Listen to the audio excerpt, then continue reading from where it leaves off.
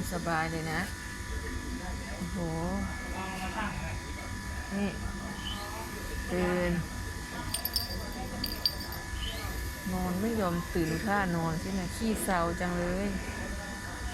นอนขี้เศร้าจังตื่นดูสิมอมแมมเลยโอ้โหอุ้มไปโยนลงน้ำดีกว่าไหมเนี่ย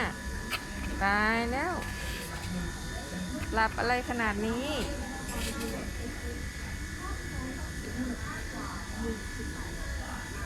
เฮ้ยนี่ฮัลโหล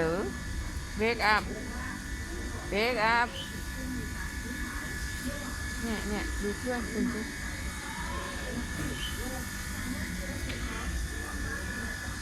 ตายแล้วดูเธอคนนี้ล่ะแล้วคนนี้ล่ะสู้นะ